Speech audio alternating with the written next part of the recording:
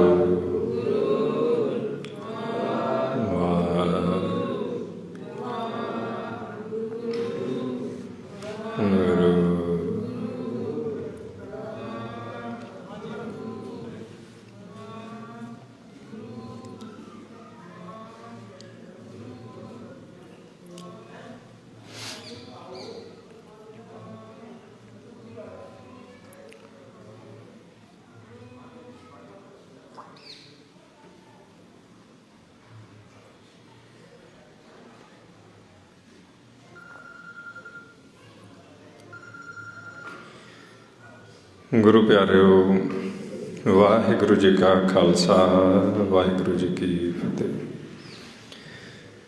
सत संगत जी, सतगुर की शरण दे विच आपां गुरु शब्द विचार दे नाल जुड़ना है,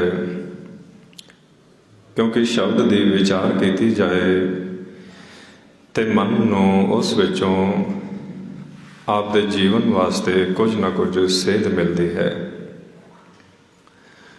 शब्द का मंथन किया जाए उस विचों कोई तत्त निकलता है, क्योंकि महाराज सच्चे पातशाह दसदे ने कि हमेशा ही शब्द सर्व व्यापक होके चलता है। कोई भी ऐसा स्थान नहीं जिथे शब्द ना होवे, पर शब्द की विचार वो विरले विरले गुरमुख करते हैं। शब्द की विचार करन दे नाल माया दे देश विच गया होया मन इस नूं सोझी आउंदी है ते परमात्मा दे प्रति इस दे अंदर तड़फ पैदा हुंदी है, खिच पैदा हुंदी है। इस करके शब्द नूं प्रधानगी है, शब्द नूं वडियाई है, ते जो गुरमुख शब्द की उस्तत करता है उस गुरमुख नूं भी वडियाई है। महाराज दा गुरबाणी दे विच दस्या है, शब्द जो है एक कलयुग दे विच मन नूं भव सागर विचों पार उतारा करन दा तरीका है, ते शब्द दे नाल जुड़ना ही सुरती दी सेवा है। गुर सेवा, गुर शब्द विचार। सुरती शब्द नाल जुड़ी हुई है, सुरत टिकी हुई है, सुरत सेवा कर रही है। सेवा करदियां करदियां ही सुरती दा दरगाह दे विच आउणा जाना बनता है। जदों शब्द विच सुरत समा जाती है उदों सेवा इसकी प्रवान गिनी जाती है। उस वक्त गुरमुख जिहड़ा है शब्द द्वारा वो तरलोकी विचों निकल के दरगाह दे विच प्रवेश करता है। उस वक्त उसनूं नवाजा जाता है, मालक उसनूं सरोपाओ बख्शिश करता है।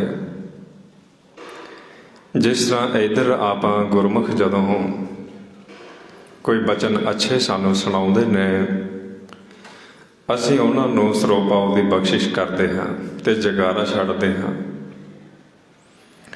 इस तरह ही जदों भी कोई मन कोई गुरमुख बनता है, शब्द विच समाउंदा है, वो गुरमुख जदों दरगाह विच जाता है, सेवा प्रवान होंदी है, उस वक्त उसनूं नवाजा जाता है ते शब्द दा सरोपाओ बख्शिश किया जाता है। उसनूं गुरमुख कहते हुए महाराज बचन करते ने भी वो की करता है। अकथ कहानी पद निरबाणी, कोई विरला गुरमुख बुझे, ओह शब्द समाए आप गवाए, त्रै भवन सोझी सुझे। उसनूं तिन्नां लोकां दा खेल मालक समझाउंदा है। गुरमुख फिर इस माया दे शरीर विच आके, घर दे विच आके सानूं इस माया दे विचों निकलण दा तरीका, जुगत, विधि समझाउंदे ने। जिस तरह वो खुद मुक्त होए, उस तरह फिर वो साडे मनां नूं भी जुगत समझाउंदे ने, विधि दसदे ने। इस करके सानूं कहंदे ने भी गुरमुखां दा संग करो, वो आप मुक्त ने, ते जिहड़ा भी उन्हां दे बचन सुणदा है वो भी भव सागर विचों पार हो जाता है। महाराज गुरबाणी दा फरमान है, अगम अगाध पार ब्रह्म सोए, जो जो कहे सो मुक्ता होए, सुन मीता ਨਾਨਕ ਬਿਨਵੰਤਾ ਸਾਧ ਜਨਾਂ ਕੀ ਅਚਰਜ ਕਥਾ। ਹੁਣ ਗੁਰਮੁਖ ਦੀ ਕਥਾ ਹੈਰਾਨ ਕਰਨ ਦੇਣ ਵਾਲੀ ਕਿਉਂ ਹੈ? ਗੁਰਮੁਖ ਆਪਣੇ ਵਰਗਾ ਹੀ ਹੈ। ਗੁਰਮੁਖ ਦਾ ਵੀ ਪਰਿਵਾਰ ਹੈ, ਗੁਰਮੁਖ ਵੀ ਕਰਮ ਕਰਦਾ ਹੈ, ਪਰ ਉਸ ਦਾ ਜੋ ਬੁੱਧ ਦਾ ਅੰਤਰ ਹੈ, ਮਨ ਦੀ ਅਵਸਥਾ ਹੈ, ਉਹ ਆਪਣੇ ਨਾਲੋਂ ਵੱਖਰੀ ਹੈ। ਸਰੀਰ ਕਰਕੇ ਗੁਰਮੁਖ ਉਸੇ ਤਰ੍ਹਾਂ ਹੀ ਦਿਸਦੇ ਨੇ। ਬਚਨਾਂ ਦੇ ਵਿੱਚ ਫਰਕ ਹੈ, ਮਨ ਦੀ ਅਵਸਥਾ ਦਾ ਫਰਕ ਹੈ। ਹੁਣ ਉਹ ਆਪਾਂ ਨੇ ਵਿਚਾਰਨੀ ਹੈ ਗੁਰਮੁਖ ਦੀ ਅਵਸਥਾ। ਉਸ ਨੂੰ ਗੁਰਬਾਣੀ ਵਿੱਚ ਮਹਾਰਾਜ ਸਮਝਾਉਂਦੇ ਨੇ ਵੀ ਕਿਸ ਤਰ੍ਹਾਂ ਗੁਰਮੁਖ ਦਾ ਜੀਵਨ ਹੈ, ਕਿਸ ਤਰ੍ਹਾਂ ਗੁਰਮੁਖ ਇਸ ਮਾਇਆ ਦੇ ਦੇਸ਼ ਵਿੱਚ ਆ ਕੇ ਕਰਮ ਕਰਦਾ ਹੈ, ਤੇ ਕਿਸ ਤਰ੍ਹਾਂ ਗੁਰਮੁਖ ਜਿਹੜਾ ਅੰਤ ਸਮਾਂ ਆਉਂਦਾ ਹੈ। ਉਹ ਸਾਰੇ ਜੀਵਨ ਨੂੰ ਗੁਰੂ ਨਾਨਕ ਦੇ ਘਰ ਨੇ ਗੁਰਬਾਣੀ ਦੇ ਵਿੱਚ ਵਿਚਾਰ ਆਪਾਂ ਨੂੰ ਸਮਝਾਈ। ਜੀਵਨ ਜਾਚ ਉਸ ਨੂੰ ਕਿਹਾ ਗਿਆ। ਹੁਣ ਇੱਕ ਗੁਰਮੁਖ ਹੈ, ਸੱਚ ਵਿੱਚੋਂ ਪ੍ਰਗਟ ਹੋਇਆ। ਆਪਾਂ ਕੱਲ੍ਹ ਵਿਚਾਰਿਆ ਸੀ ਵੀ ਸੱਚ ਤੋਂ ਪ੍ਰਗਟ ਹੋਇਆ ਹੈ। ਸੱਚ ਵਿੱਚੋਂ ਪ੍ਰਗਟ ਹੋ ਕੇ ਇਸ ਗੁਰਮੁਖ ਨੂੰ ਨਿਰੰਕਾਰ ਨੇ ਜਦੋਂ ਇੱਧਰ ਭੇਜਿਆ ਤ੍ਰੈ ਗੁਣਾਂ ਦੇ ਵਿੱਚ, ਇਸ ਨੂੰ ਗੁਰੂ ਮਿਲ ਗਿਆ, ਗੁਰੂ ਦੀ ਬਖਸ਼ਿਸ਼ ਹੋਈ, ਸਾਧੂ ਮਿਲ ਗਿਆ, ਗੁਰੂ ਮਿਲ ਗਿਆ। ਇਸ ਨੂੰ ਆਪਣੇ ਆਪ ਦੀ ਪਛਾਣ ਹੋ ਗਈ। ਬਾਕੀ ਸੰਸਾਰ ਇੱਥੇ ਭਰਮ ਵਿੱਚ ਹੈ। ਇਸ ਦੇ ਉੱਪਰ ਕਿਰਪਾ ਹੋਈ, ਇਸ ਨੂੰ ਜਗਾਇਆ ਗਿਆ। ਮਹਾਰਾਜ ਦਾ ਗੁਰਬਾਣੀ ਵਿੱਚ ਬਚਨ ਹੈ, ਭਰਮ ਭੁਲਾਏ ਉਪਾਇ ਨ ਆਪੇ, ਤੇਰਾ ਕਰਮ ਹੋਆ ਤਿਨਾ ਗੁਰੂ ਮਿਲਿਆ। ਜਿਨ੍ਹਾਂ ਤੇ ਤੇਰੀ ਬਖਸ਼ਿਸ਼ ਹੋਈ ਉਹਨਾਂ ਨੂੰ ਗੁਰੂ ਮਿਲਿਆ, ਸਾਧੂ ਮਿਲਿਆ, ਗੁਰਮੁਖ ਮਿਲਿਆ। ਇਹ ਵੀ ਪੈਦਾ ਸੱਚ ਵਿੱਚੋਂ ਹੋਇਆ ਸੀ। ਇੱਥੇ ਆ ਕੇ ਮਾਇਆ ਦੇ ਗਰਭ ਦੇ ਵਿੱਚ, ਮਾਇਆ ਦੇ ਘਰ ਦੇ ਵਿੱਚ ਇਹ ਭੁੱਲ ਗਿਆ ਸੀ। ਇਸ ਨੂੰ ਮਾਇਆ ਦੇ ਦੇਸ਼ ਵਿੱਚ ਪੰਜਾਂ ਨੇ ਆਪਣੇ ਵਿਚਾਰਾਂ ਦੇ ਵਿੱਚ ਪਾ ਕੇ ਭਰਮ ਵਿੱਚ ਪਾ ਦਿੱਤਾ ਸੀ। ਕਿਉਂਕਿ ਇੱਕ ਦਫਾ ਜਦੋਂ ਸੰਸਾਰ ਦਾ ਖੇਲ ਸ਼ੁਰੂ ਹੁੰਦਾ ਹੈ, ਉਸ ਵਕਤ ਮਨ ਦੀ ਲਿਵ ਸ਼ਬਦ ਤੋਂ ਟੁੱਟਦੀ ਹੈ। ਜਿਉਂ ਹੀ ਸ਼ਬਦ ਤੋਂ ਮਨ ਦੀ ਲਿਵ ਟੁੱਟਦੀ ਹੈ, ਮਨ ਤ੍ਰੈ ਗੁਣਾਂ ਵਿੱਚ ਆਉਂਦਾ ਹੈ। ਤ੍ਰੈ ਗੁਣਾਂ ਦੇ ਵਿੱਚ ਆ ਕੇ ਕਾਲ ਦਾ ਜਾਲ ਪੈਂਦਾ ਹੈ। ਫਿਰ ਸਾਡੇ ਮਨ ਨੂੰ ਸ਼ਬਦ ਸੁਣਨਾ ਉਹ ਬੰਦ ਹੋ ਜਾਂਦਾ ਹੈ। ਹੁਣ ਇਸ ਨੂੰ ਗੁਰੂ ਮਿਲਿਆ, ਇਹ ਗੁਰੂ ਦੀ ਸ਼ਰਨ ਵਿੱਚ ਚਲਾ ਗਿਆ। ਗੁਰੂ ਨੇ ਇਸ ਦੇ ਮਨ ਦਾ ਜਨਮ ਇਸ ਸ਼ਕਤੀ ਦੇ ਘਰ ਵਿੱਚੋਂ ਕੱਢ ਕੇ ਸ਼ਿਵ ਘਰ ਦੇ ਵਿੱਚ, ਨਿਜ ਘਰ ਦੇ ਵਿੱਚ, ਨਿਜ ਮਹਿਲ ਵਿੱਚ ਕਰਾ ਦਿੱਤਾ। ਜਿਉਂ ਹੀ ਇਸ ਦਾ ਜਨਮ ਅਗੰਮ ਵਿੱਚ ਹੋਇਆ, ਇਸ ਦਾ ਨਾਂ ਰੱਖ ਦਿੱਤਾ ਗਿਆ। ਇਸ ਨੂੰ ਮਨ ਕਿਹਾ ਗਿਆ। ਮਨ, ਤੂੰ ਜੋਤ ਸਰੂਪ ਹੈ, ਆਪਣਾ ਮੂਲ ਪਛਾਣ। ਤੇ ਇਸ ਮਨ ਨੂੰ ਗੁਰਮੁਖ ਕਿਹਾ ਗਿਆ ਵੀ ਇਹ ਗੁਰਮੁਖ ਹੈ, ਇਹ ਆਪ ਦੇ ਘਰ ਆ ਗਿਆ ਹੈ। ਇਸ ਨੂੰ ਮਾਲਕ ਵੱਲੋਂ ਨਵਾਜਿਆ ਗਿਆ, ਨਾਮ ਦੀ ਸਰੂਪਾ ਬਖਸ਼ਿਸ਼ ਕੀਤੀ ਗਈ।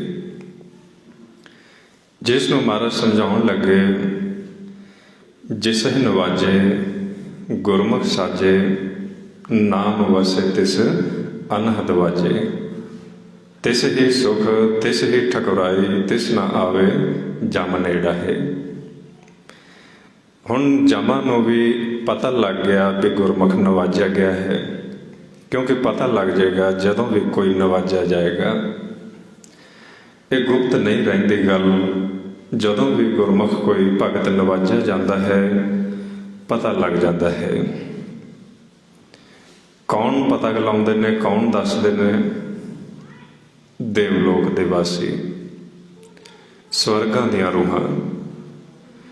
ਜਦੋਂ ਮਾਲਕ ਕਿਸੇ ਮਨ ਤੇ ਖੁਸ਼ ਹੁੰਦਾ ਹੈ, ਉਹ ਦੇਵਲੋਕ ਵਿੱਚੋਂ ਜਦੋਂ ਪਾਰ ਟੱਪਦਾ ਹੈ ਸ਼ਬਦ ਵਿੱਚ ਸਮਾ ਕੇ, ਉਸ ਵਕਤ ਉਹ ਰੂਹਾਂ ਖੁਸ਼ੀ ਮਨਾਉਂਦੀਆਂ ਨੇ ਵੀ ਸ਼ੁਕਰ ਹੈ ਕੋਈ ਨਾਮ ਵਿੱਚ ਸਮਾਇਆ। ਉਹ ਖੁਸ਼ੀ ਦੇ ਵਿੱਚ ਇੱਧਰ ਸੁਣਨ ਵਿੱਚ ਵੀ ਬ੍ਰਹਿਮੰਡਾਂ ਵਿੱਚ ਜਾ ਕੇ ਸੋਭਾ ਕਰਦੀਆਂ ਨੇ। ਇਸ ਖਾਲੀ ਖਲਾਅ ਦੇ ਵਿੱਚ ਇੱਕ ਦੂਸਰੇ ਨੂੰ ਵਧਾਈਆਂ ਦੇਣ ਲੱਗ ਪੈਂਦੇ ਨੇ। ਰਾਗ ਰਤਨ ਪਰਿਵਾਰ ਪਰੀਆਂ ਸ਼ਬਦ ਗਾਵਣ ਆਈਆਂ। ਇੱਧਰ ਵੀ ਜਿਹੜੇ ਆਕਾਰ ਵਿੱਚ ਹੁੰਦੇ ਨੇ ਦੇਵਤੇ, ਉਹ ਉਸ ਗੁਰਮੁਖ ਨਾਲ ਸੰਪਰਕ ਕਰਨ ਲੱਗ ਪੈਂਦੇ ਨੇ। ਕੁਦਰਤ ਸੰਪਰਕ ਕਰਾਉਂਦੀ ਹੈ, ਕਿਉਂਕਿ ਜਦੋਂ ਇੱਧਰ ਆ ਗਿਆ, ਇੱਧਰ ਤਾਂ ਭੁੱਲ ਗਿਆ ਨਾ, ਚਾਹੇ ਦੇਵਤਾ ਹੈ ਉਹ ਭੁੱਲ ਗਿਆ ਹੈ। ਪਰ ਜਦੋਂ ਗੁਰਮੁਖ ਨੂੰ ਜਗਾਇਆ, ਸ਼ਬਦ ਦੇ ਨਾਲ ਲਿਵ ਜੁੜੀ, ਅਗੰਮ ਵਿੱਚ ਪ੍ਰਵੇਸ਼ ਹੋਇਆ, ਨਾਮ ਦਾ ਸਰੋਪਾ ਬਖਸ਼ਿਸ਼ ਹੋਇਆ, ਇੱਧਰ ਵੀ ਤਰਲੋਕੀ ਦੇ ਵਿੱਚ ਵੀ ਆਕਾਰਾਂ ਵਿੱਚ ਵੀ ਉਹ ਦੇਵਲੋਕ ਦੇ ਆਪਸ ਵਿੱਚ ਗੁਰਮੁਖਾਂ ਨਾਲ ਸੰਪਰਕ ਹੁੰਦੇ ਨੇ। ਉਹ ਫਿਰ ਪਛਾਣ ਲੈਂਦੇ ਨੇ ਵੀ ਜੋ ਸਾਨੂੰ ਸਾਡੇ ਘਰ ਦੀ ਗੱਲ ਸੁਣਾ ਸਕਦਾ ਹੈ ਉਹ ਇਹ ਗੁਰਮੁਖ ਹੈ। ਉਹ ਫਿਰ ਉਸ ਦੇ ਨਾਲ ਉਸ ਦਾ ਸੰਗ ਕਰਦੀਆਂ ਨੇ। ਉਸ ਦਾ ਸੰਗ ਕਰਕੇ ਉਹ ਸੱਚੇ ਸ਼ਬਦ ਦਾ ਭੇਤ ਲੈਂਦੀਆਂ ਨੇ। ਇਸ ਤਰੀਕੇ ਨਾਲ ਮਹਾਰਾਜ ਦੱਸਣ ਲੱਗੇ ਕੀ ਅਵਸਥਾ ਬਣੀ। ਹਰ ਜਨ ਹਰ ਹਰ ਨਾਮ ਸਮਾਣੇ, ਦੁੱਖ ਜਨਮ ਮਰਨ ਭਵ ਖੰਡਾ ਹੈ। ਅਵਿਨਾਸ਼ੀ ਪੁਰਖ ਪਾਇਆ ਪਰਮੇਸ਼ਰ, ਬਹੁ ਸੋ ਪਖੰਡ ਬ੍ਰਹਿਮੰਡਾ ਹੈ। ਉਹਨਾਂ ਨੇ ਸੋਭਾ ਕਰ ਦਿੱਤੀ ਵੀ ਕੋਈ ਮਨ ਸ਼ਬਦ ਵਿੱਚ ਸਮਾਇਆ ਹੈ। ਇਸ ਨੂੰ ਨਿਜ ਮਹਿਲ ਦੇ ਵਿੱਚ ਮਾਲਕ ਨੇ ਬਿਠਾਇਆ। ਨਿਜ ਮਹਿਲ ਦੇ ਵਿੱਚ ਬਿਠਾ ਕੇ ਇਸ ਨੂੰ ਕਹਿੰਦੇ ਨੇ ਸ਼ਕਤੀ। ਨਿਜ ਮਹਿਲ ਨੂੰ ਕਿਹਾ ਗਿਆ ਸ਼ਿਵ ਘਰ। ਦੋਹਾਂ ਦਾ ਭੇਦ ਦੇਣ ਲੱਗੇ ਨੇ। ਸ਼ਕਤੀ ਦੇ ਘਰ ਦੇ ਵਿੱਚ ਦੱਸਣ ਲੱਗੇ ਵੀ ਕਾਲ ਦਾ ਰਾਜ ਹੈ। ਉੱਥੇ ਕਾਲ ਦੀ ਮਾਇਆ ਦਾ ਪ੍ਰਭਾਵ ਹੈ। ਕਾਲ ਉੱਥੇ ਤ੍ਰੈ ਗੁਣਾਂ ਦੁਆਰਾ ਮਨਾਂ ਨੂੰ ਖਿਡਾ ਰਿਹਾ ਹੈ। ਇਸ ਕਰਕੇ ਜਦੋਂ ਉੱਥੇ ਜਾਣਾ ਹੈ, ਤੁਸੀਂ ਧਿਆਨ ਨਾਲ ਗੁਣਾਂ ਦੇ ਆਧਾਰ ਤੇ ਫੈਸਲਾ ਲੈ ਕੇ ਵਿਚਰਨਾ ਹੈ। ਇਹ ਨਾ ਹੋਵੇ ਕਾਲ ਤੁਹਾਨੂੰ ਉੱਥੇ ਆਪਸ ਦੇ ਵਿੱਚ ਤ੍ਰੈ ਗੁਣਾਂ ਦੇ ਵਿੱਚ ਦੁਬਦਾ ਪੈਦਾ ਕਰਕੇ ਸ਼ਬਦ ਨਾਲੋਂ ਦੂਰ ਕਰ ਦੇ।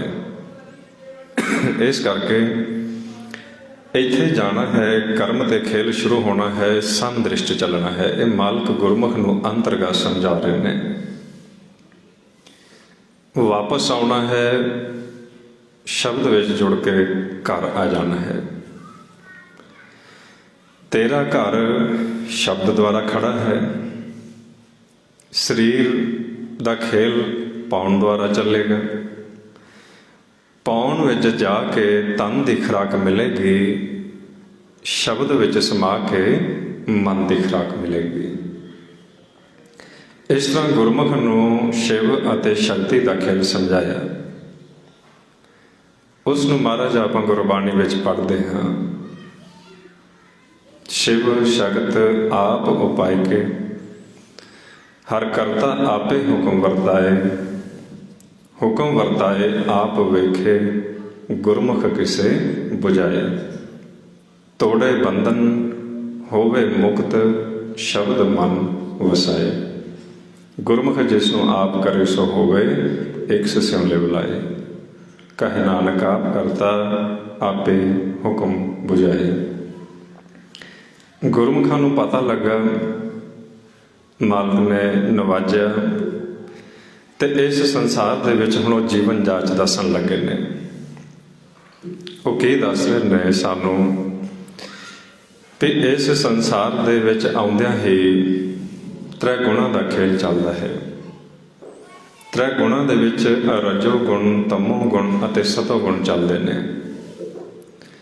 ਇਹਨਾਂ ਤਿੰਨਾਂ ਦੇ ਵਿੱਚ ਕਾਮ, ਕ੍ਰੋਧ, ਲੋਭ, ਮੋਹ, ਹੰਕਾਰ ਮਨ ਨੂੰ ਵਿਚਾਰਾਂ ਵਿੱਚ ਪਾਉਂਦੇ ਨੇ। ਜਦੋਂ ਮਨ ਵਿਚਾਰਾਂ ਵਿੱਚ ਇਹਨਾਂ ਦੇ ਵੱਸ ਹੋ ਜਾਂਦਾ ਹੈ, ਉਸ ਵਕਤ ਇਸ ਦਾ ਸੰਪਰਕ ਆਪਣੇ ਘਰ ਤੋਂ ਟੁੱਟ ਜਾਂਦਾ ਹੈ। ਤਨ ਦੇ ਨਾਲ ਜੁੜ ਕੇ ਪੰਜਾਂ ਦਾ ਸਾਥ ਲੈਂਦਾ ਹੋਇਆ ਇਹ ਮਾਇਆਧਾਰੀ ਹੋ ਕੇ ਵਿਚਰਦਾ ਹੈ। ਇਸ ਕਰਕੇ ਇਸ ਸੰਸਾਰ ਦੇ ਵਿੱਚ ਹੁਣ ਗੁਰਮੁਖ ਨੂੰ ਤਰੀਕਾ ਦੱਸ ਰਹੇ ਨੇ ਵੀ ਉਹ ਕੀ ਕਰਨਾ ਹੈ। ਉਸਨੇ ਇੱਧਰੋਂ ਆਉਣਾ ਹੈ, ਪਾਉਣ ਨੂੰ ਸਮ ਕਰਨਾ ਹੈ, ਆਪ ਦੀ ਜੋਤ ਦਾ ਇਸਤੇਮਾਲ ਕਰਨਾ ਹੈ।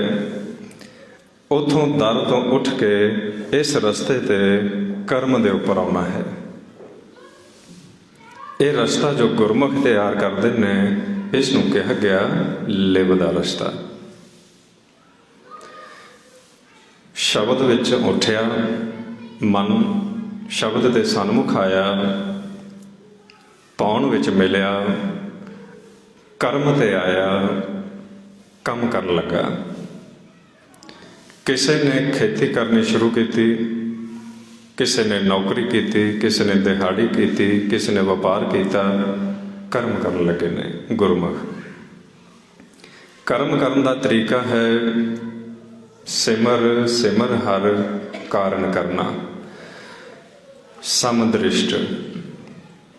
ਸਮਦ੍ਰਿਸ਼ਟ ਹੁੰਦਾ ਹੈ ਵੀ ਨਾਲ ਨਾਲ ਜਿਸ ਤਰ੍ਹਾਂ ਇੱਕ ਪਾਣੀ ਦੇ ਵਿੱਚ ਮੁਰਗਾਬੀ ਆਉਂਦੀ ਹੈ ਆਪਦੀ ਮਨ ਪਿਆਸ ਬੁਝਾਉਣ ਵਾਸਤੇ, ਉਸ ਦਾ ਧਿਆਨ ਉੱਡਣ ਵੱਲ ਵੀ ਹੈ ਵੀ ਮੈਂ ਪਾਣੀ ਪੀ ਕੇ ਵਾਪਸ ਉੱਡਣਾ ਹੈ। ਉਹ ਆਪਦੇ ਖੰਭਾਂ ਨੂੰ ਸੰਕੋਚ ਲੈਂਦੀ ਹੈ ਤਾਂ ਜੋ ਪਾਣੀ ਦੀ ਇੱਕ ਬੂੰਦ ਵੀ ਨਾਲ ਨਾ ਲੱਗੇ। ਇਸ ਤਰੀਕੇ ਨਾਲ ਗੁਰਮੁਖ ਸੰਕੋਚ ਕੇ ਚੱਲਦੇ ਨੇ। ਉਹ ਯਕਦਮ ਇੱਥੇ ਖੁੱਲ੍ਹਾ ਨਹੀਂ ਮਨ ਨੂੰ ਛੱਡਦੇ, ਉਹ ਸ਼ਬਦ ਦੇ ਦਾਇਰੇ ਵਿੱਚ ਸੰਕੋਚ ਕੇ ਰੱਖਦੇ ਨੇ। ਉਸ ਨੂੰ ਕਹਿੰਦੇ ਨੇ ਨਾਲ ਨਾਲ ਸਿਮਰਨ ਕਰਨਾ, ਨਾਲ ਨਾਲ ਧਿਆਨ ਨੂੰ ਕਰਮ ਵਿੱਚ ਰੱਖਣਾ। ਸਮਦ੍ਰਿਸ਼ਟ ਸਿਮਰ ਸਿਮਰ ਹਰ ਕਾਰਨ ਕਰਨਾ। ਜੈਸੇ ਜਲ ਮਹਿ ਕਮਲ ਨਿਰਾਲਮ। ਕਮਲ ਜਿਸ ਤਰ੍ਹਾਂ ਚਿੱਕੜ ਵਿੱਚ ਰਹਿ ਕੇ ਨਿਰਲੇਪ ਰਹਿੰਦਾ ਹੈ, ਇਸ ਤਰ੍ਹਾਂ ਤਨ ਕਰਕੇ ਗੁਰਮੁਖ ਸਾਡੇ ਵਿੱਚ ਹੀ ਰਹਿੰਦੇ ਨੇ, ਪਰ ਮਨ ਕਰਕੇ ਉਹਨਾਂ ਦਾ ਧਿਆਨ ਗਗਨ ਦੇ ਵਿੱਚ ਹੈ, ਸੁਨ ਦੇ ਵਿੱਚ ਹੈ, ਸ਼ਬਦ ਦੇ ਵਿੱਚ ਹੈ।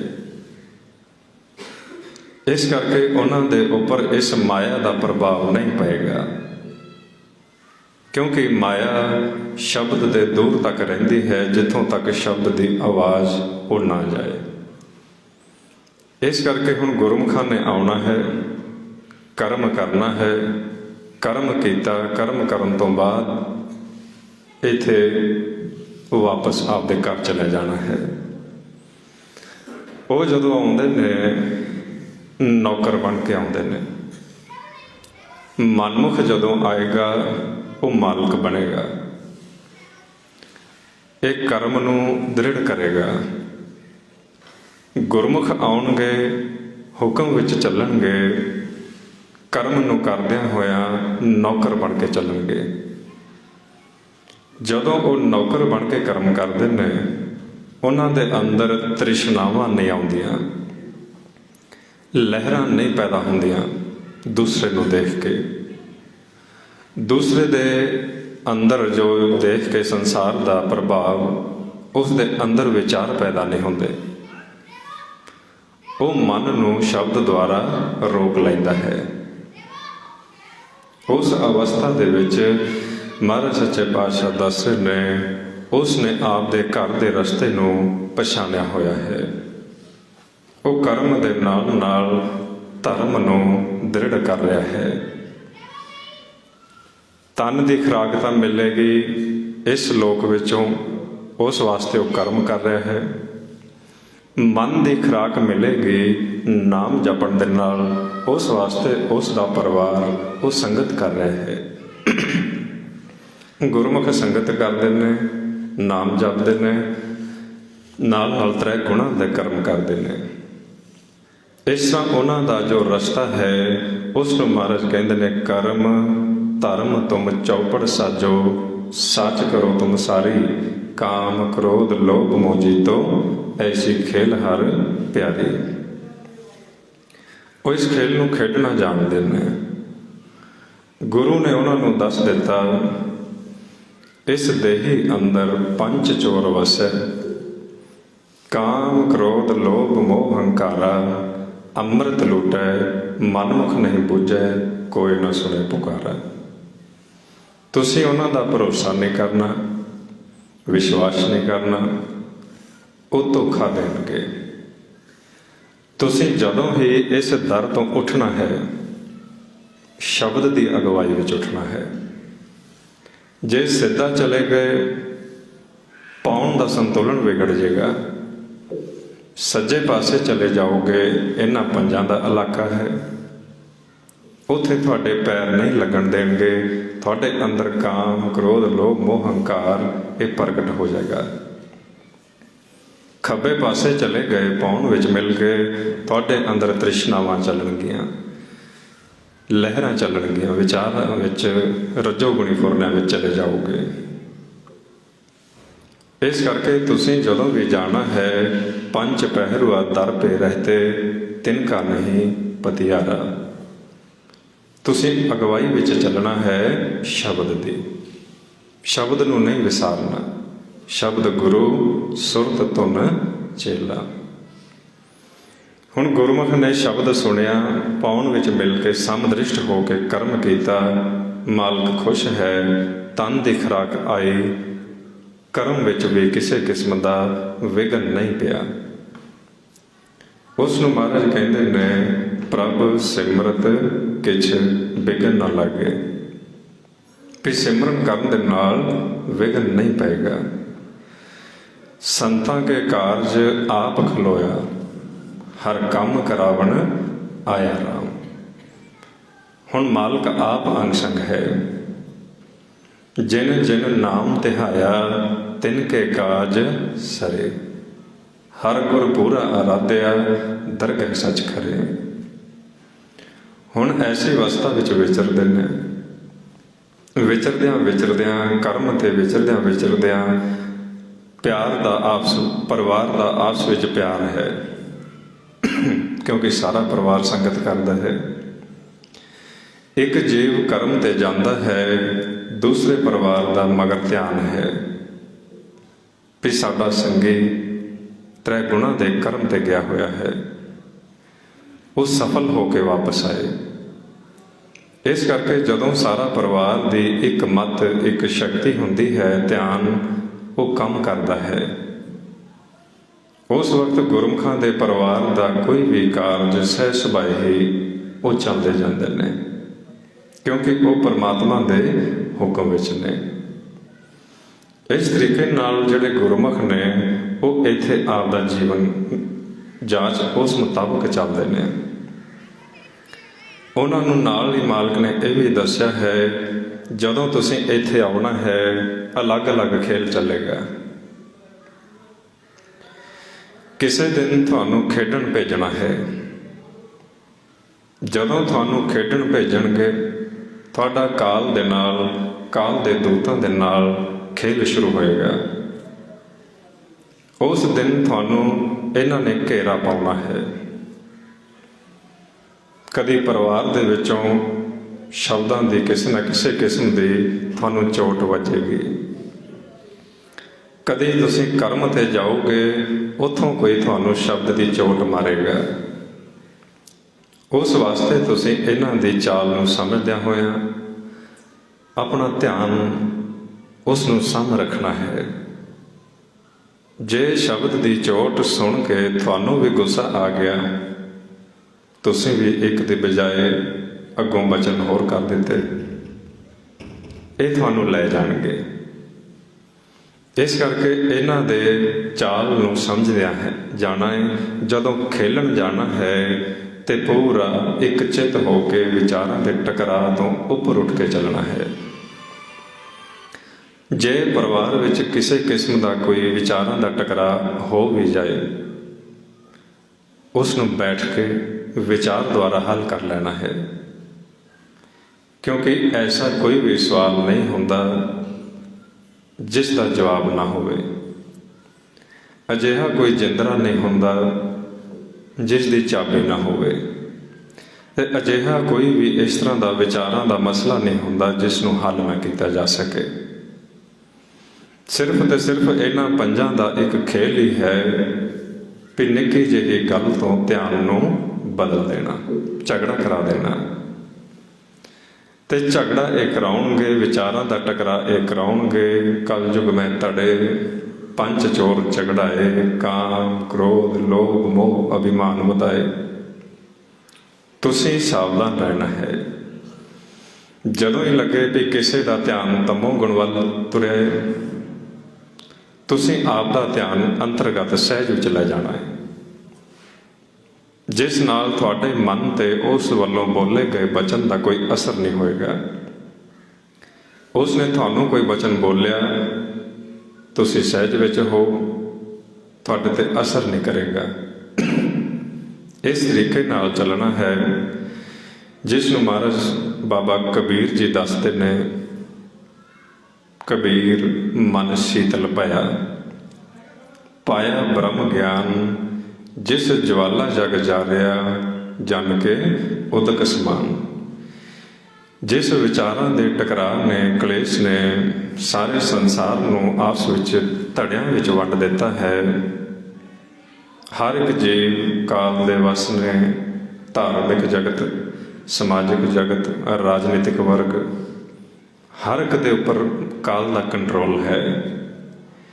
ਤੇ ਕਾਲ ਹਰ ਇੱਕ ਨੂੰ ਦੁਬਿਧਾ ਪੈਦਾ ਕਰਕੇ, ਆਪਸ ਵਿੱਚ ਨਿੰਦਿਆ ਚੁਗਲੀਆਂ ਕਰਾ ਕੇ, ਦੂਰ ਕਰਕੇ ਆਪ ਦਾ ਰਾਜ ਭਾਗ ਚਲਾਉਂਦਾ ਹੈ। ਤੁਸੀਂ ਦੁਬਿਧਾ ਨਹੀਂ ਕਰਨੀ, ਦੁਬਿਧਾ ਤੋਂ ਉੱਪਰ ਉੱਠਣਾ ਹੈ। ਹੋਏ ਇਕੱਤਰ ਮਿਲੋ ਮੇਰੇ ਭਾਈ, ਦੁਬਿਧਾ ਦੂਰ ਕਰੋ ਲਿਵ ਲਾਏ। ਲਿਵ ਲਾਓ ਸ਼ਬਦ ਨਾਲ ਜੁੜੋ। ਜਦੋਂ ਹੀ ਤੁਹਾਨੂੰ ਲੱਗੇ ਵੀ ਪਰਿਵਾਰ ਵਿੱਚ ਕੋਈ ਐਸੇ ਰਸਤੇ ਤੇ ਧਿਆਨ ਉਸ ਦਾ ਬਦਲਣ ਲੱਗਾ ਹੈ, ਉਹ ਪੰਜਾਂ ਦਾ ਸਾਥੀ ਬਣਨ ਲੱਗਾ ਹੈ, ਉਦੋਂ ਹੀ ਇਕੱਠੇ ਹੋ ਕੇ ਬੈਠੋ, ਸ਼ਬਦ ਦੀ ਵਿਚਾਰ ਕਰੋ।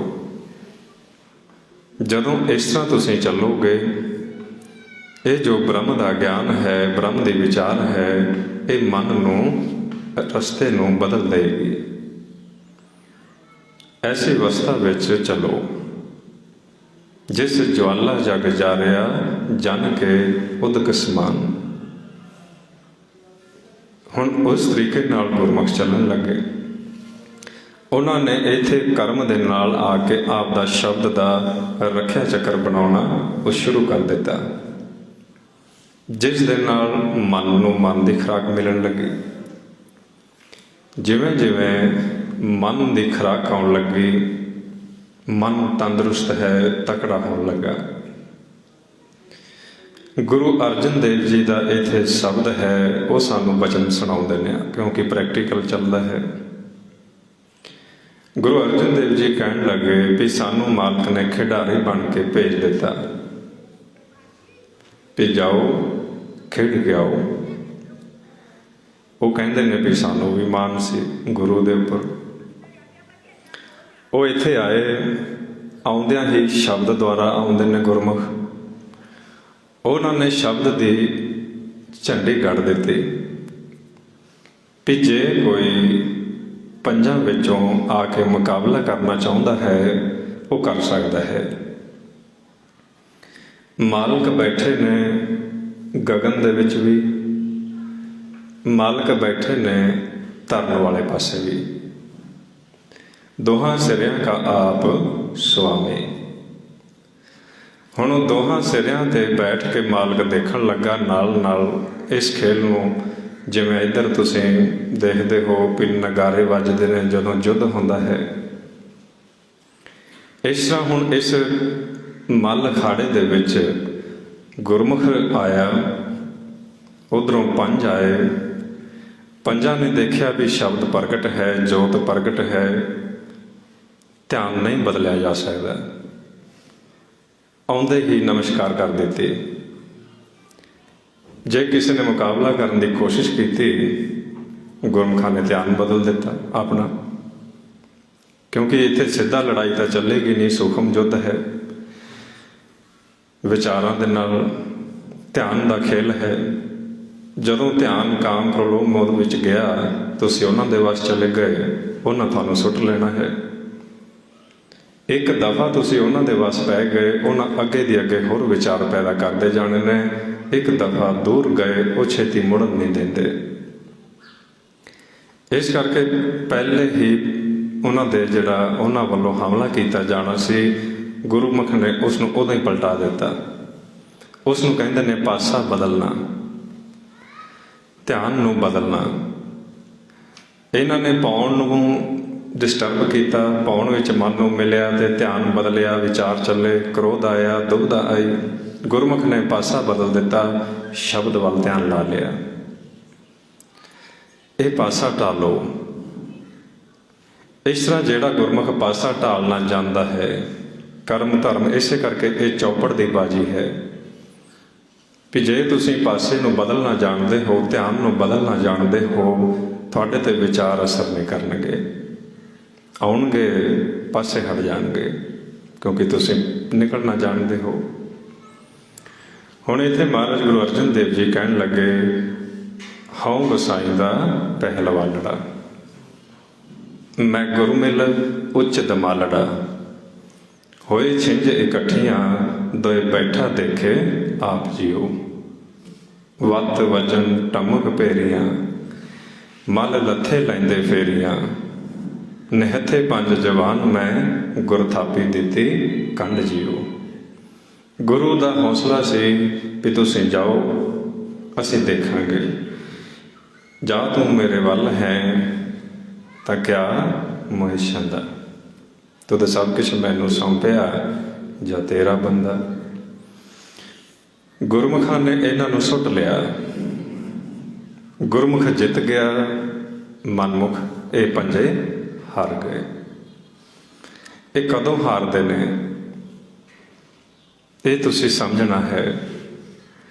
ਇਹ ਹਾਰਨ ਤੋਂ ਬਾਅਦ ਫਿਰ ਇਹ ਰੋਂਦੇ ਵੀ ਨੇ। ਇਹ ਕਦੋਂ ਰੋਂਦੇ ਨੇ? ਇਹ ਗੁਰਬਾਣੀ ਵਿੱਚ ਦੱਸਿਆ ਹੈ ਕਿ ਜਦੋਂ ਤੁਸੀਂ ਇਕੱਠੇ ਬੈਠ ਕੇ ਨਾਮ ਜਪਦੇ ਹੋ, ਸਾਰਾ ਪਰਿਵਾਰ ਜਦੋਂ ਇੱਕ ਮਤ ਹੋ ਜਾਂਦਾ ਹੈ, ਤੁਹਾਡੇ ਅੰਦਰੋਂ ਧੜੇ ਖਤਮ ਹੋ ਜਾਂਦੇ ਨੇ, ਤੁਸੀਂ ਇੱਕ ਨਾਲ ਜੁੜ ਜਾਂਦੇ ਹੋ। ਹਮਰਾ ਹਰ ਧੜਾ ਜਿਨ ਇਹ ਸਭ ਧੜੇ ਗਵਾਏ। ਉਦੋਂ ਇਹ ਰੋਣਾ ਸ਼ੁਰੂ ਕਰ ਦਿੰਦੇ ਨੇ ਵੀ ਅਸੀਂ ਧਾਰਮਿਕ ਰੂਪ ਵਿੱਚ ਧੜੇ ਪਾਏ ਸੀ, ਇਹ ਇੱਕ ਨਾਲ ਜੁੜ ਗਏ। ਅਸੀਂ ਆਰਥਿਕ ਪੱਖੋਂ ਕਰਨਾ ਸੀ, ਇਹ ਉਸ ਤੋਂ ਉੱਪਰ ਉੱਠ ਗਏ, ਇਹ ਕਿਸੇ ਵਿੱਚ ਨਹੀਂ ਆਏ। ਇਸ ਤਰ੍ਹਾਂ ਗੁਰਮੁਖ ਜਿਹੜੇ ਨੇ ਇਹਨਾਂ ਦੀ ਚਾਲ ਤੋਂ ਉੱਪਰ ਉੱਠ ਜਾਂਦੇ ਨੇ। ਤੇ ਮਨਮੁਖ ਜਿਹੜੇ ਪੰਜੇ ਚੋਰ ਨੇ, ਪੰਜੇ ਦੂਤ ਨੇ, ਇਹ ਰੋਣਾ ਸ਼ੁਰੂ ਕਰ ਦਿੱਤਾ। ਪੰਚੇ ਰੋਨੇ ਦੁੱਖ ਭਰੇ, ਬਿਨਸੇ ਦੂਜੇ ਪਾਏ, ਵੀ ਦੁੱਖਤਾ ਖਤਮ ਹੋ ਗਈ, ਇਹ ਜਿੱਤ ਗਏ, ਇਹ ਮਨ ਜਿੱਤ ਗਿਆ ਤੇ ਇਹ ਪੰਜੇ ਹਾਰ ਗਏ। ਇਸ ਤਰੀਕੇ ਨਾਲ ਗੁਰਮੁਖ ਇੱਥੋਂ ਜਿੱਤ ਕੇ ਜਾਂਦੇ ਨੇ। ਉਹ ਸਾਤੋਂ ਵੀ ਉਮੀਦ ਕਰਦੇ ਨੇ ਕਿ ਤੁਸੀਂ ਵੀ ਜਿੱਤੋ। ਖੇਲ ਚੱਲ ਰਹੀ ਹੈ, ਖੇਲ ਨੂੰ ਸਮਝੋ ਤੇ ਇਸ ਵਿੱਚੋਂ ਜਿੱਤ ਪ੍ਰਾਪਤ ਕਰੋ। ਤੇ ਉਸ ਵਾਸਤੇ ਉਹ ਸਾਨੂੰ ਸਮਝਾਉਂਦੇ ਨੇ, ਕਹੋ ਕਬੀਰ ਜੀਤ ਕੇ ਹਾਰ, ਬਹੁ ਬਿਧ ਕਹਿਓ ਪੁਕਾਰ ਪੁਕਾਰ। ਜਦੋਂ ਤੁਸੀਂ ਇੱਥੇ ਆਏ ਹੋ, ਪੰਜਾਂ ਦੇ ਇਲਾਕੇ ਵਿੱਚ ਤੁਹਾਡੇ ਮਨ ਦੇ ਨਾਲ ਉਹਨਾਂ ਦਾ ਖੇਲ ਚੱਲ ਰਿਹਾ ਹੈ, ਤੁਸੀਂ ਹੁਣ ਇਸ ਖੇਡ ਵਿੱਚੋਂ ਜਿੱਤਣਾ ਹੈ। ਧਿਆਨ ਨੂੰ ਬਦਲੋ, ਸ਼ਬਦ ਵਾਲੇ ਪਾਸੇ ਲੈ ਕੇ ਜਾਓ। ਜਿਹੜਾ ਗੁਰਮੁਖ ਸ਼ਬਦ ਵੱਲ ਜੁੜਨਾ ਜਾਣਦਾ ਹੈ, ਉਸ ਨੂੰ ਕੋਈ ਔਖਾ ਨਹੀਂ, ਕਿਉਂਕਿ ਇੱਥੋਂ ਜੁਗਤੀਆਂ ਕੰਮ ਕਰਦੀਆਂ ਨੇ। ਉਸਤਾਦ ਧਾਰਨ ਕਰਨਾ ਪੈਂਦਾ ਹੈ। ਜਦੋਂ ਵੀ ਤੁਸੀਂ ਦੁਨਿਆਵੀ ਵੀ ਦੇਖੋ, ਕੋਈ ਵੀ ਖੇਲ ਹੈ, ਉਸ ਨੂੰ ਖੇਡਣਾ ਹੈ, ਜੁਗਤੀਆਂ ਨੇ, ਨਿਯਮ ਹੁੰਦੇ ਨੇ, ਵਿਧੀਆਂ ਨੇ। ਇਸੇ ਤਰ੍ਹਾਂ ਗੁਰਮੁਖ ਇਸ ਵਿੱਚੋਂ ਨਿਕਲਣਾ ਜਾਣਦੇ ਨੇ। ਉਹ ਇਸ ਕਾਲ ਦੇ ਇਲਾਕੇ ਨੂੰ, ਭਵ ਸਾਗਰ ਨੂੰ ਪਾਰ ਕਰ ਜਾਂਦੇ ਨੇ। ਇਸੇ ਤਰ੍ਹਾਂ ਹੀ ਮਹਾਰਾਜ ਨੇ ਦੱਸਿਆ, ਹੁਣ ਤੁਸੀਂ ਜਿੱਤ ਗਏ ਹੋ, ਅਗਲੇ ਦਿਨ ਤੁਸੀਂ ਦਰਸ਼ਕ ਬਣ ਕੇ ਜਾਓ। ਅੱਜ ਦੇਖੋ ਕੀ ਕਾਲ ਕਰਦਾ ਹੈ। ਗੁਰਮੁਖ ਦਰਸ਼ਕ ਬਣ ਕੇ ਆ ਗਏ। ਇਹ ਮਨ ਦੀ ਅਵਸਥਾ ਹੈ। ਗੁਰਮੁਖ ਦਾ ਮਨ ਇਸ ਦਰ ਤੇ ਬੈਠਾ ਹੈ ਜਿੱਥੇ ਸਾਡੀ ਪੌਣ ਸਮ ਹੋ ਜਾਂਦੀ ਹੈ। ਸ਼ਬਦ ਉੱਪਰ ਹੈ, ਪੌਣ ਹੇਠਾਂ ਹੈ, ਸੈਂਟਰ ਦੇ ਵਿੱਚ ਜਿੱਥੇ ਆਪਾਂ ਬੈਠਦੇ ਹਾਂ। ਗੁਰਮੁਖ ਸ਼ਬਦ ਤੇ ਬੈਠੇ ਹੋਏ ਨੇ, ਸਨਮੁਖ ਨੇ, ਨਾਲ ਨਾਲ ਇੱਧਰ ਦੇਖ ਰਹੇ ਨੇ, ਦਰਸ਼ਕ ਬਣ ਕੇ ਵਿਚਰ ਰਹੇ ਨੇ। ਸਾਰਾ ਦਿਨ ਇੱਥੇ ਬੈਠੇ ਦੇਖਿਆ ਵੀ ਕਾਲ ਦਾ ਕੀ ਚੱਲ ਰਿਹਾ ਹੈ ਇੱਥੇ। ਜਦੋਂ ਉਹਨਾਂ ਨੇ ਸਾਰਾ ਇਸ ਕਾਲ ਦੇ ਖੇਲ ਨੂੰ ਦੇਖਿਆ, ਮਾਲਕ ਨੇ ਉਹਨਾਂ ਨੂੰ ਫਿਰ ਪੁੱਛਿਆ ਵੀ ਤੁਸੀਂ ਗਏ ਸੀ ਅੱਜ ਦਰਸ਼ਕ ਬਣ ਕੇ, ਕੀ ਦੇਖ ਕੇ ਆਏ ਹੋ? ਗੁਰਮੁਖ ਦੱਸਣ ਲੱਗੇ, ਤਿਤ ਸਰਵਰੜੇ ਪਹਿਲੇ ਨਿਵਾਸਾ, ਪਾਣੀ ਪਾਵਕ ਤਿਨਹਿ ਗੀਆ, ਪੰਕਜ ਮੋਹ ਪੱਗ ਨਹੀਂ ਚਾਲੇ, ਹਮ ਦੇਖਾ ਤਹਿ ਡੁੱਬਿਆਲੇ। ਵੀ ਉੱਥੇ ਸਾਰੇ ਹੀ ਉਹ ਡੁੱਬ ਰਹੇ ਨੇ, ਕੋਈ ਲੋਭ ਵਿੱਚ, ਕੋਈ ਮੋਹ ਦੇ ਵਿੱਚ, ਕੋਈ ਵਿਸ਼ਿਆਂ ਵਕਾਰਾਂ ਦੇ ਵਿੱਚ। ਉਹਨਾਂ ਦੇ ਮਨਾਂ ਦੀ ਅਵਸਥਾ ਇਸ ਤਰ੍ਹਾਂ ਦੀ ਹੈ, ਡੁੱਬਦਿਆਂ ਹੋਇਆਂ ਨੂੰ ਸੁੱਧ ਬੁੱਧ ਭੁੱਲ ਚੁੱਕੀ ਹੈ। ਦੂਸਰਾ ਗੁਰਮੁਖ ਸੀ, ਉਸ ਨੂੰ ਪੁੱਛਿਆ ਵੀ ਤੁਸੀਂ ਗਏ ਸੀ, ਤੁਸੀਂ ਕੀ ਦੇਖ ਕੇ ਆਏ ਹੋ? ਕੀ ਸੰਸਾਰ ਦੇ ਮਨਾਂ ਦੀ ਅਵਸਥਾ ਹੈ? ਉਹ ਫਿਰ ਕੀ ਦੇਖਦੇ ਨੇ, ਉਹ ਸਮਝਾਉਂਦੇ ਨੇ। ਇੱਧਰ ਆਏ, ਸਨਮੁਖ ਨੇ ਮਾਲਕ ਦੇ ਸੰਸਾਰ ਨੂੰ ਦੇਖਿਆ। ਗੁਰੂ ਗੋਬਿੰਦ ਸਿੰਘ ਜੀ ਮਹਾਰਾਜ ਆਏ, ਉਹਨਾਂ ਦੇਖਿਆ। ਕੀ ਕਹਿਣ ਲੱਗੇ? ਕਾਲ ਪਾਏ ਬ੍ਰਹਮਾ ਬਪਤਰਾ, ਕਾਲ ਪਾਏ ਸ਼ਿਵਜੂ ਅਵਤਰਾ, ਕਾਲ ਪਾਏ ਕਰ ਬਿਸ਼ਨ ਪ੍ਰਕਾਸ਼ਾ, ਸਕਲ ਕਾਲ ਕਾ ਕੀਆ ਤਮਾਸ਼ਾ। ਤਮਾਸ਼ਾ ਚੱਲ ਰਿਹਾ ਹੈ। ਤਮਾਸ਼ੇ ਨੂੰ ਦੇਖਦੇ ਨੇ, ਦੇਖ ਦੇਖ ਕੇ ਆਪਦੇ ਘਰ ਨੂੰ ਭੁੱਲ ਗਏ ਨੇ, ਤੈਨੂੰ ਵੀ ਭੁੱਲ ਗਏ ਨੇ, ਤੇਰੀ ਆਵਾਜ਼ ਨੂੰ ਵੀ ਭੁੱਲ ਗਏ ਨੇ, ਤਮਾਸ਼ੇ ਵਿੱਚ ਮਸਤ ਨੇ। ਤੇ ਅਸੀਂ ਉਹ ਤਮਾਸ਼ਾ ਹੀ ਦੇਖਣ ਆਏ ਹਾਂ। ਦੇਖਣ ਆਇਓ ਜਗਤ ਤਮਾਸ਼ਾ। ਇਸ ਤਰ੍ਹਾਂ ਗੁਰਮੁਖ ਦੇ ਹਰ ਇੱਕ ਅਵਸਥਾ ਹੈ। ਕਿਸੇ ਨੇ ਕਿਸ ਤਰ੍ਹਾਂ ਦੇਖਿਆ, ਕਿਸੇ ਨੇ ਕਿਸ ਤਰ੍ਹਾਂ ਦੇਖਿਆ। ਦੂਸਰੇ ਨੂੰ, ਭਗਤ ਨੂੰ ਪੁੱਛਿਆ, ਤੁਸੀਂ ਕੀ ਦੇਖਿਆ? ਉਹਨਾਂ ਵੀ ਲਿਖਿਆ, ਬਿਨ ਨਾਵੇਂ ਜਗ ਕਮਲਾ ਫਿਰੇ, ਗੁਰਮੁਖ ਨਦਰੀ ਆਇਆ। ਵੀ ਇਹਨਾਂ ਦਾ ਮਨ ਕਮਲਾ ਹੋ ਗਿਆ ਹੈ।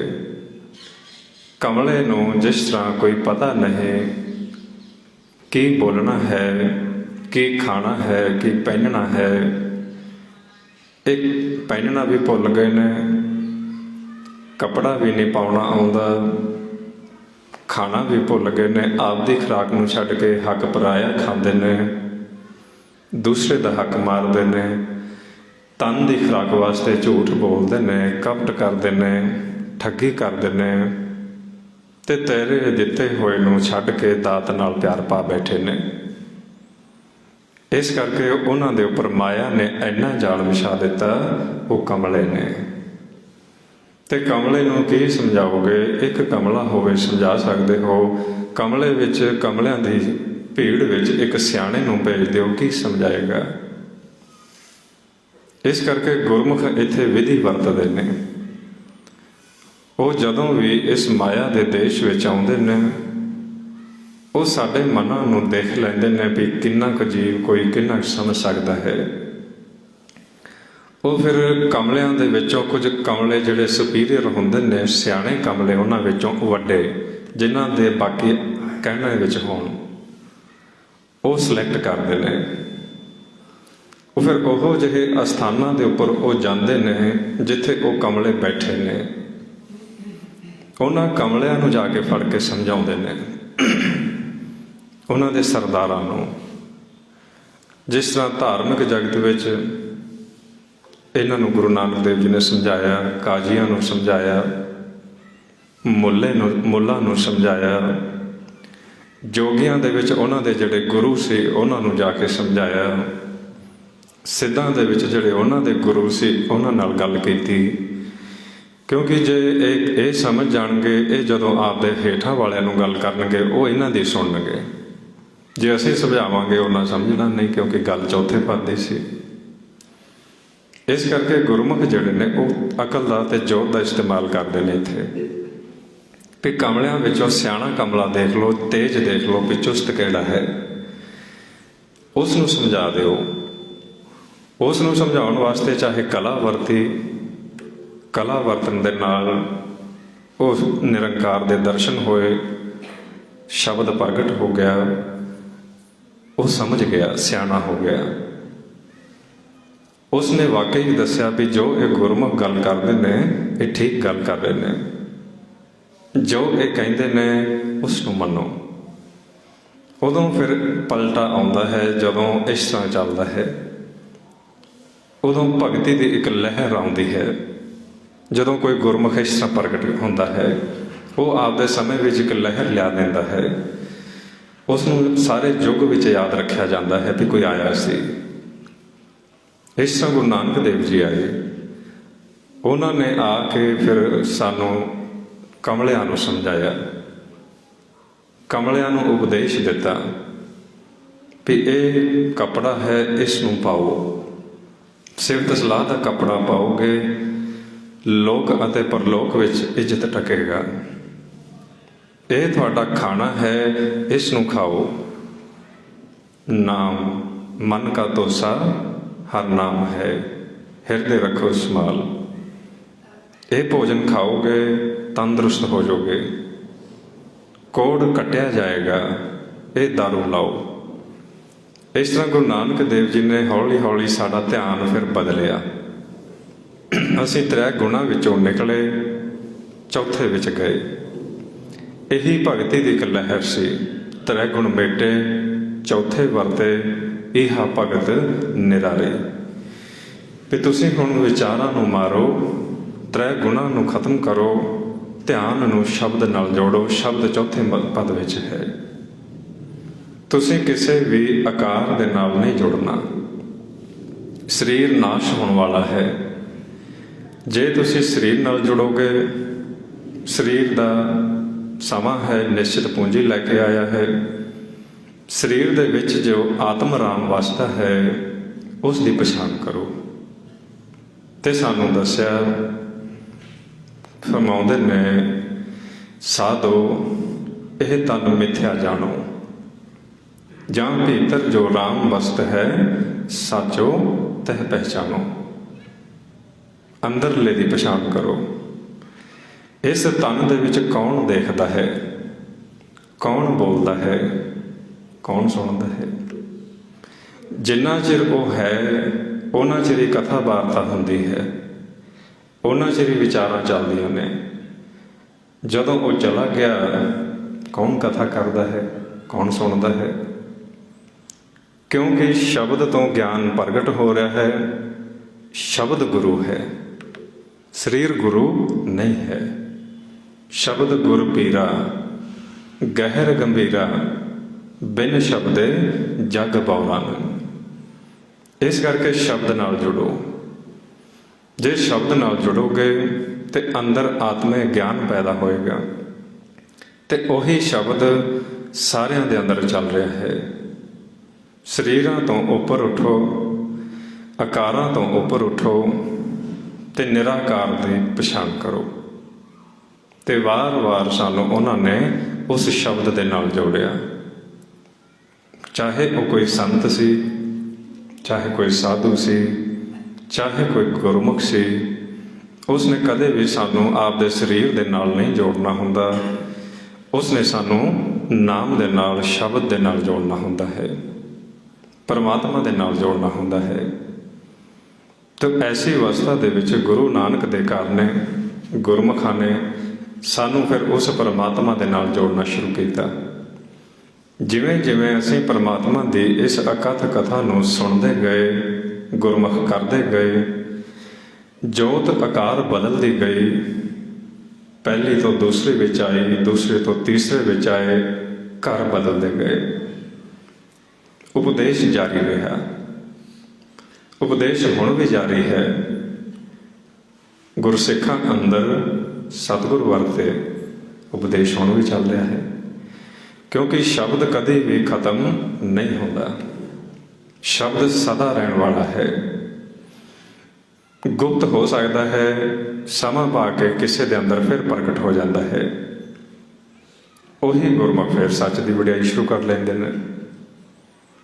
ਇਸ ਕਰਕੇ ਗੁਰੂ ਨੂੰ ਸਾਨੂੰ ਸਮਝਣ ਦੀ ਲੋੜ ਹੈ, ਸਾਧੂ ਨੂੰ ਸੰਤ ਨੂੰ ਸਮਝਣ ਦੀ ਲੋੜ ਹੈ। ਸਰੀਰ ਸਮਝ ਦੀ ਪੂੰਜੀ ਲੈ ਕੇ ਆਉਂਦਾ ਹੈ, ਮਗਰੋਂ ਚਲਾ ਜਾਂਦਾ ਹੈ, ਗੁਰਮੁਖ ਸ਼ਬਦ ਵਿੱਚ ਸਮਾ ਕੇ ਲੀਨ ਹੋ ਜਾਂਦੇ ਨੇ। ਅਸੀਂ ਆਕਾਰਾਂ ਤੋਂ ਉੱਪਰ ਉੱਠ ਕੇ ਇਸ ਕਰਕੇ ਨਿਰਾਕਾਰ ਵੱਲ ਧਿਆਨ ਰੱਖਣਾ ਹੁੰਦਾ ਹੈ।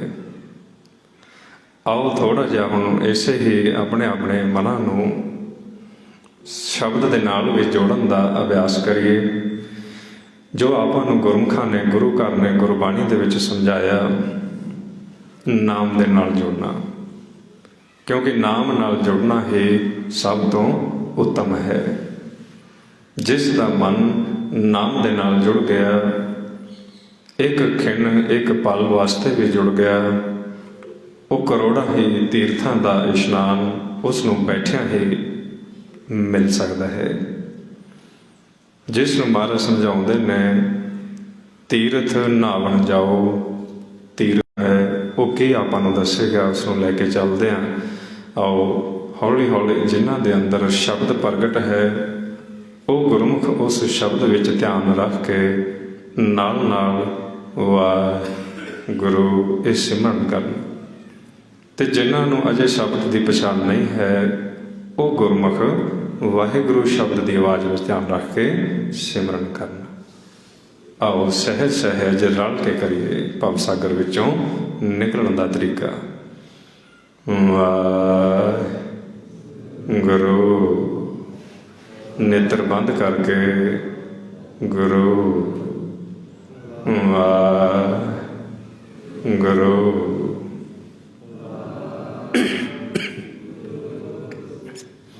ਵਾਹਿਗੁਰੂ,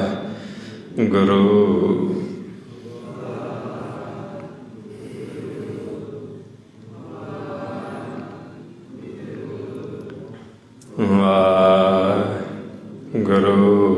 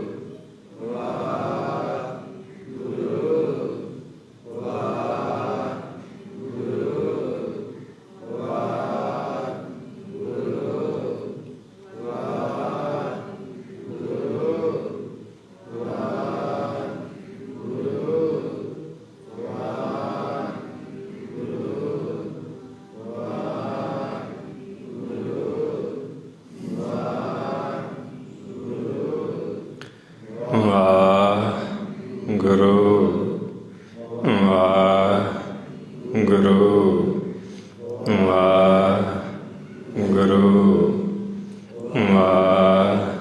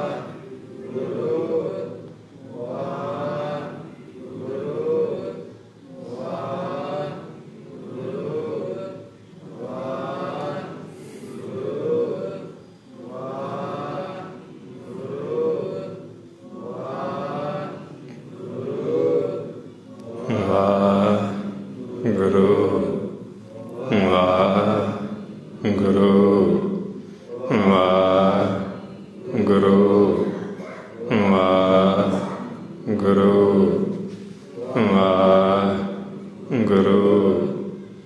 ਵਾਹਿਗੁਰੂ।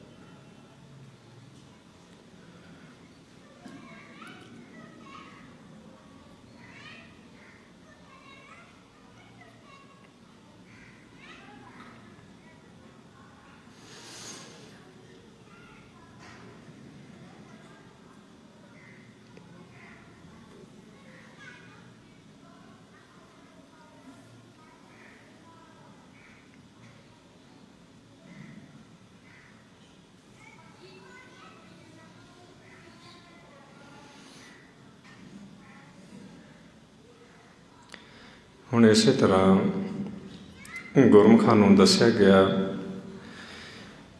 ਕਿ ਤੁਸੀਂ ਵਪਾਰੀ ਬਣ ਕੇ ਵੀ ਜਾ ਸਕਦੇ ਹੋ। ਵਪਾਰ ਕਰਨਾ ਹੈ ਇਸ ਕਾਇਆ ਦੇ ਵਿੱਚੋਂ ਹੀ। ਕਾਇਆ ਕੋਟ ਅਪਾਰ ਹੈ, ਅੰਤਰ ਹੱਟ ਨਾਲੇ। ਇਸ ਕਾਇਆ ਦੇ ਵਿੱਚ ਹੱਟ ਲੱਗੇ ਹੋਏ ਨੇ। ਸਭ ਤੋਂ ਉੱਤਮ ਹੱਟ ਹਰੀ ਦਾ ਹੈ, ਜਿੱਥੋਂ ਤੁਸੀਂ ਨਾਮ ਦਾ ਸੌਦਾ ਖਰੀਦ ਸਕਦੇ ਹੋ। ਉਹ 10ਵਾਂ ਦੁਆਰ ਹੈ, ਨਿਜ ਮਹਿਲ ਹੈ, ਥਿਰ ਘਰ ਹੈ। ਬਾਕੀ ਦੇ ਜਿਹੜੇ 3 ਨੇ ਉਹ ਕਾਲ ਦੇ ਦੇਸ਼ ਵਿੱਚ ਨੇ। ਉੱਥੋਂ ਤੁਸੀਂ ਸਰੀਰ ਵਾਸਤੇ ਇਹ ਪਦਾਰਥ ਖਰੀਦਣੇ ਨੇ। ਸਵਾਸਾਂ ਦਾ ਧਨ ਤੁਹਾਨੂੰ ਦਿੱਤਾ ਹੋਇਆ ਹੈ। ਜਿੰਨਾ ਵਪਾਰ, ਜਿੰਨਾ ਸੌਦਾ ਤੁਸੀਂ ਲੈਣਾ ਹੈ, ਉਹਨਾਂ ਉੱਥੇ ਧਨ ਖਰਚ ਦਿਓ, ਉਸ ਦੇ ਬਦਲੇ ਤੁਹਾਨੂੰ ਸੌਦਾ ਮਿਲ ਜਾਏਗਾ। ਹੁਣ ਗੁਰਮੁਖ ਆਏ ਨੇ, ਉਹਨਾਂ ਦੇਖਿਆ ਵੀ 3 ਗੁਣਾਂ ਵਿੱਚ ਤਾਂ ਘਾਟਾ ਹੀ ਘਾਟਾ ਹੈ। ਉਹ ਨਾਮ ਦਾ ਵਪਾਰ ਕਰਨ ਲੱਗੇ। ਕਿਨਹੀ ਬਣ ਜਿਆ ਕਾਂਸੀ ਤਾਂਬਾ, ਕਿਨਹੀ ਲੌਂਗ ਸੁਪਾਰੀ, ਸੰਤ ਹੋ ਬਣ ਜਿਆ ਨਾਮ ਗੋਬਿੰਦ ਕਾ।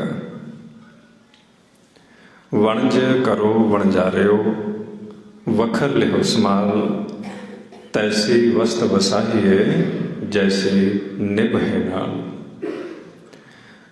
ਸ਼ਬਦ ਦੀ ਵਿਚਾਰ ਕਰਨ ਲੱਗਾ। ਇੱਕ ਪਰਿਵਾਰ ਦਾ ਮੈਂਬਰ ਦੂਸਰੇ ਸੁਣਨ ਲੱਗੇ, ਸਵਾਸ ਜਮ੍ਹਾਂ ਹੋਣ ਲੱਗੇ। ਸੁਣ ਵਿੱਚ, ਨਿਰਗੁਣ ਦੇ ਵਿੱਚ ਸਾਂਝਾ ਖਾਤਾ ਖੁੱਲ੍ਹ ਗਿਆ।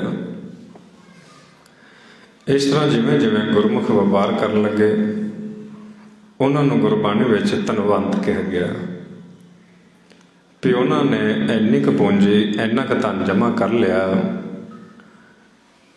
ਵੀ ਉਹ ਆਪ ਵੀ ਛਕਦੇ ਨੇ, ਉਸ ਦਾ ਪਦਾਰਥ ਲੈ ਕੇ ਦੂਸਰੇ ਨੂੰ ਵੀ ਛਕਾਉਂਦੇ ਨੇ। ਹਰ ਨਾਮ ਹਮਾਰਾ ਭੋਜਨ, ਛਤੀ ਹੀ ਪ੍ਰਕਾਰ, ਜਿਤ ਖਾਤੇ ਹਮਕੋ ਤ੍ਰਿਪਤ ਪਈ। ਹੁਣ ਉਹ ਇਸ ਅਵਸਥਾ ਵਿੱਚ ਚਲੇ ਗਏ, ਕੁਲਵੰਤ ਬਣ ਗਏ। ਆਪ ਵੀ ਤਰ ਗਏ। ਜਿਸ ਕੁਲ ਦੇ ਵਿੱਚ ਜਨਮ ਲਿਆ ਸੀ, ਇੱਥੋਂ ਤੱਕ 21 ਕੁਲਾਂ ਵੀ ਗੁਰਬਾਣੀ ਵਿੱਚ ਵਰਤੇ ਸ਼ਬਦ ਨੇ ਵੀ ਭਗਤ ਦੀਆਂ 21 ਕੁਲਾਂ ਤਰ ਜਾਂਦੀਆਂ ਨੇ। ਪ੍ਰਹਿਲਾਦ ਜਨ ਕੇ 21 ਕੁਲ ਉਧਾਰੇ। ਇਸ ਨੂੰ ਕੁਲਵੰਤ ਵੀ ਕਹਿੰਦੇ ਨੇ। ਇਹ ਇੱਕ ਦਾ ਧਿਆਨ ਧਰਦਾ ਹੈ, ਇਸ ਨੂੰ ਗਿਆਨੀ ਕਹਿੰਦੇ ਨੇ। ਸੋ ਗਿਆਨੀ ਜੋ ਸਿਮਰੈ ਏਕ, ਇਸ ਨੂੰ ਉਹ ਜੋ ਇਸ ਦੀ ਇੱਜ਼ਤ ਹੈ, ਇਸ ਦੀ ਦਰਗਾਹ ਦੇ ਵਿੱਚ ਪ੍ਰਮਾਤਮਾ ਨੇ ਰੱਖ ਲਈ, ਇਸ ਨੂੰ ਪਤਵੰਤ ਕਿਹਾ ਗਿਆ। ਸੋ ਗਿਆਨੀ ਜੋ ਸਿਮਰੈ ਏਕ, ਸੋ ਧਨਵੰਤਾ ਜਿਸ ਬੁੱਧ ਵਿਵੇਕ, ਸੋ ਕੁਲਵੰਤਾ ਜੇ ਸਿਮਰੈ ਸੁਆਮੀ, ਸੋ ਪਤਵੰਤਾ ਜੇ ਆਪ ਪਛਾਣੇ। ਇਹ ਵਪਾਰੀ ਬਣ ਕੇ ਇਸਨੇ ਇਸ ਤਰ੍ਹਾਂ ਇੰਨਾ ਵਪਾਰ ਕੀਤਾ, ਇੰਨਾ ਧਨ ਇਕੱਠਾ ਕਰ ਲਿਆ, ਇਹ ਧਨਵੰਤ ਬਣ ਗਿਆ। ਤੇ ਇਸ ਨੂੰ ਹੁਣ ਜਦੋਂ ਵੀ ਇਹ ਕਮਾਈ ਇਸਨੇ ਜੋ ਕੀਤੀ, ਇਹ ਕਮਾਈ ਹੁਣ ਨਿਰਗੁਣ ਦੇ ਵਿੱਚ ਜਮ੍ਹਾਂ ਹੋ ਗਈ। ਇਹ ਭੰਡਾਰਾ ਇੱਥੇ ਭਰਨ ਲੱਗਾ। ਇੱਥੋਂ ਹੀ ਹੁਣ ਜਿਵੇਂ ਜਿਵੇਂ ਇਹ ਸੁੰਨ ਵਿੱਚ ਆਪਣਾ ਜਿਹੜੇ ਪੂੰਜੀ ਹੈ ਇਹ ਜਮ੍ਹਾਂ ਹੁੰਦੀ ਜਾਂਦੀ ਹੈ, ਜਿਵੇਂ ਜਿਵੇਂ ਆਪਾਂ ਵਪਾਰ ਨੂੰ ਵਧਾਉਂਦੇ ਜਾਂਦੇ ਹਾਂ, ਹੋਰ ਗੁਰਮੁਖ ਆਉਂਦੇ ਜਾਂਦੇ ਨੇ, ਹੋਰ ਸੰਗਤ ਵਿੱਚ ਜੁੜਦੇ ਜਾਂਦੇ ਨੇ, ਫਿਰ ਉਸ ਗੁਰਮੁਖ ਨੂੰ ਵੀ ਸ਼ਾਬਾਸ਼ ਮਿਲਦੀ ਹੈ।